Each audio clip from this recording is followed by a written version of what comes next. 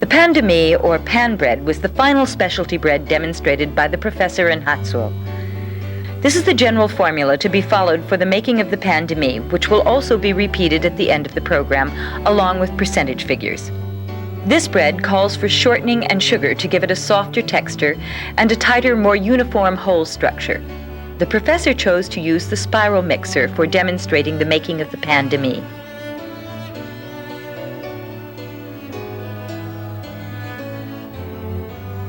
After preparing the ingredients and calculating the correct temperature for the water, we put the flour and water into the mixer.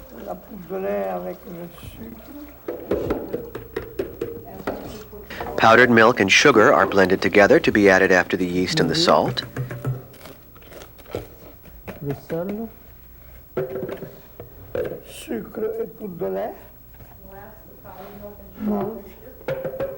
Then enough water to dilute the malt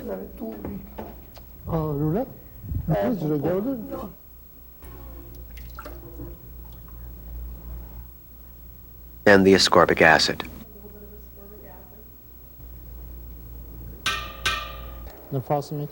The ingredients will blend for about 3 minutes on first speed. We can add the pâte fermentée all at once because the shortening in the formula lubricates the dough, allowing the pâte fermentée to be incorporated more easily.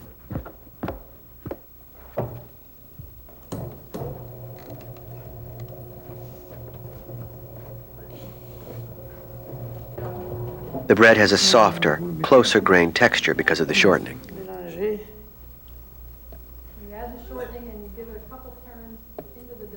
There are up to 5 different ways of shaping pan breads. The professor will demonstrate the molding of 3 of them. The traditional rolled piece of dough, the rolled piece with a twist, and a loaf made from rolled balls laid in the pan. After the first fermentation, the dough is ready for shaping. We are going to make some of the breads in the pans with the lids and some without the lids. After dividing and scaling, we let the dough pieces sit 7 to 10 minutes. The size of the pans determines the weight of the pieces. For the pan bread with the round ball shapes, we cut the cylinder into 5 pieces, roll them into 5 ball shapes, and place them in the pan form. This will not get a lid because we want to let it rise to form a scalloped top.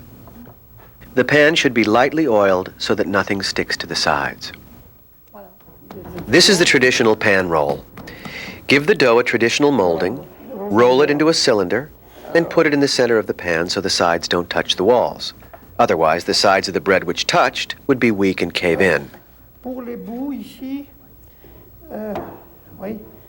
Lightly tap the 2 ends in place with the fingertips.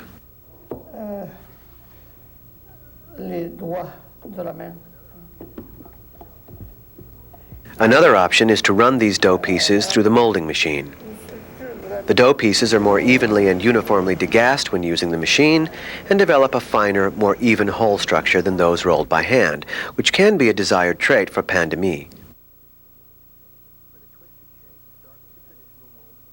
For the twisted shape, start with the traditional molded cylinder, cut it into 5 pieces, turn the pieces before placing them in the pan, actually pivoting them so the cut parts are to the sides. In other words, place them in a way to get the cross grain of the dough pieces. With this style, the interior is good and the exterior is very appealing.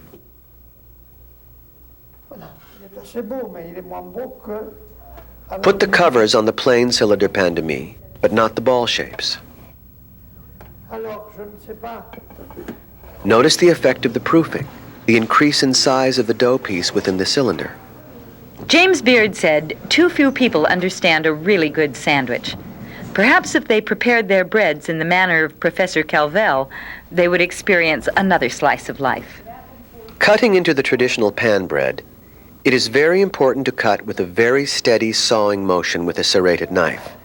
If not, you run the risk of shredding the delicate interior. This bread has a slight defect in that the holes are too big, perhaps due to uneven degassing when molding by hand. With the twisted version of the pandem, we see a beautifully uniform interior structure.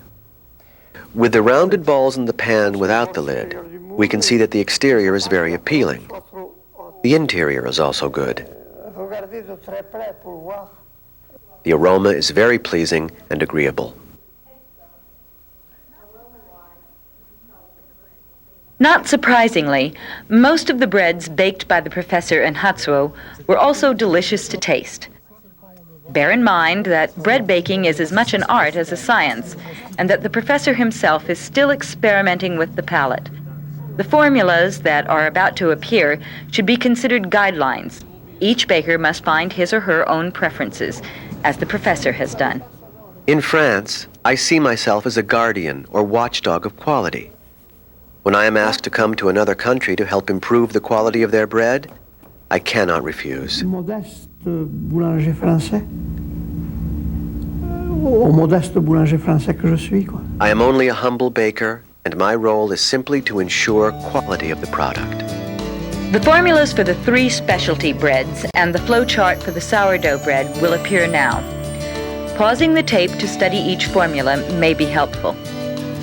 The amount of water and the mix times may vary with the flour and type of mixer used. Malt usage at approximately 0.2% is recommended, but must be balanced with the enzyme level of the flour. The formula for the pâte fermentée yields approximately 17 pounds of dough. Multiples of the formula can be used if more pâte fermentée is called for in the formula of the bread being made. For the purpose of simplification, the yields of the American and metric measures given are not equivalent.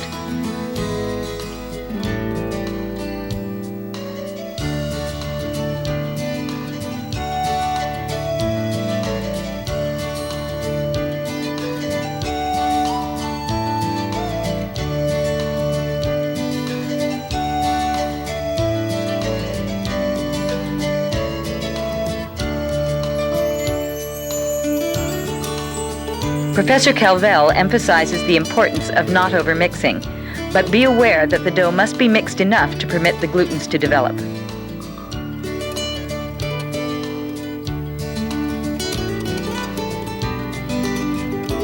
Percentages shown are of the total weight of the flour added in the final dough.